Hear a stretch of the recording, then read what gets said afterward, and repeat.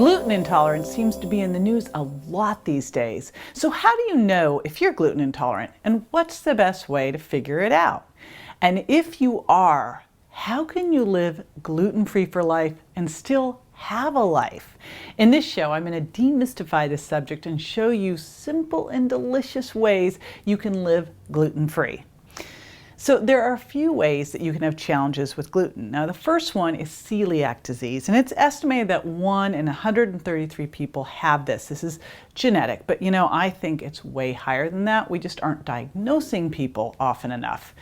The other genetic way is something called gluten intolerance. And then there's also gluten sensitivity. But this doesn't have any strict criteria.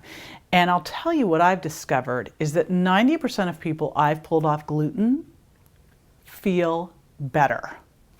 So gluten intolerance has been linked to over 250 different symptoms. And let me just run through a couple of them. I'm not going to run through all 250, but some of the most common ones that I see with my clients. GI issues, and that includes constipation or diarrhea or both, gas and bloating, weight gain or weight loss, joint pain, autoimmune diseases. In fact, this is key. This is kind of that root commonality with all autoimmune diseases.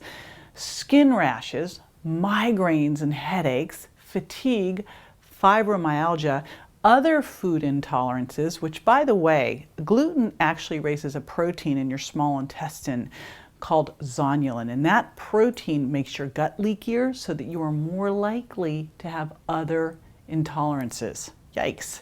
Nutritional deficiencies, brain fog, and also when I talked a little bit about weight gain, one of the reasons that is because gluten raises insulin. In fact, 2 pieces of gluten of white bread will raise insulin more than sugar will, and when you raise insulin, you store more fat. So all of these are symptoms of some of the different ways that gluten is literally wreaking havoc on your body. Now, of course, you can go get tested, and there's different types of lab tests that you can do to look for it both genetically and some kind of immune reactivity. But I believe the best test, the most conclusive test, and incidentally also the most affordable test, is to treat your body like the chemistry lab that it is. Because even if you don't show up with any issues on lab tests, if you feel better with it out, well, heck, isn't that the most important thing to know? So how do you do that? Test yourself by removing all sources of gluten from your diet. And it's critical now to know that that's all sources for at least 3 weeks. And the longer you can go with that, 4 weeks, 5 weeks, 6 weeks, will be better for you.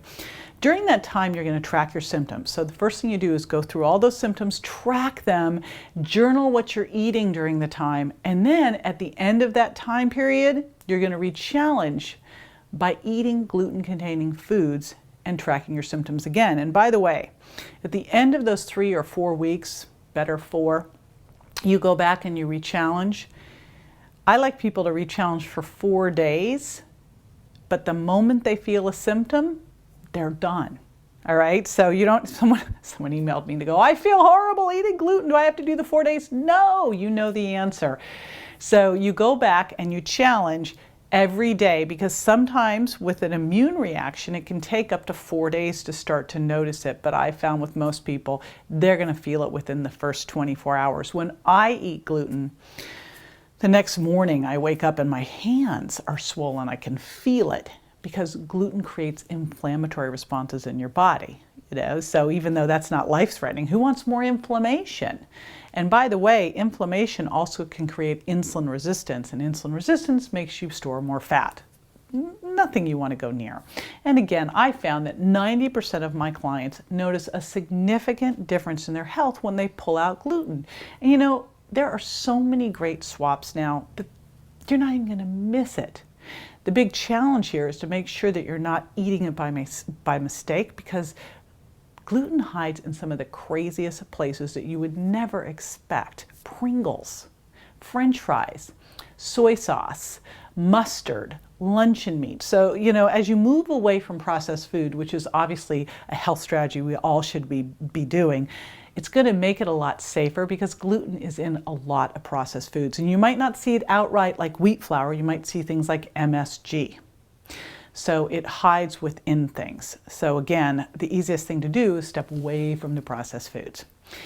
So to be sure you're getting it 100% gone, right? You've got to know those lists, because even a little bit is going to keep your immune system fired up, and then you don't lower your body's defense system. So when you give yourself back that challenge, it's not going to work. You've got to get it out 100%. So let's talk about some simple swaps you can do.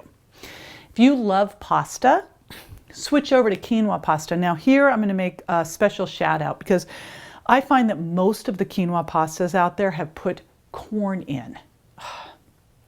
Corn is crappy food. It's majorly genetically modified, but also there's actually a gluten in corn that tends to trigger problems just like the gluten in wheat.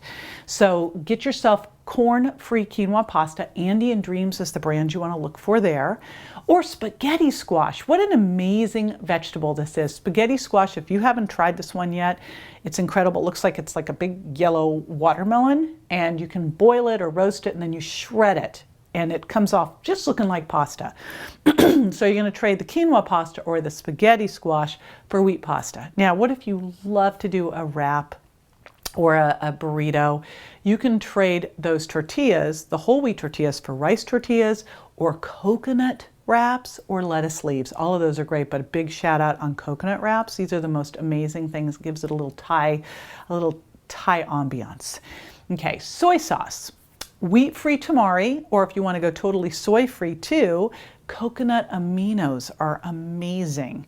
And wheat flour, you can trade this out for almond flour, coconut flour, different bean flours. Again, there are so many options out there, but I want to give you a caveat. Do not fall into the gluten-free junk food trap.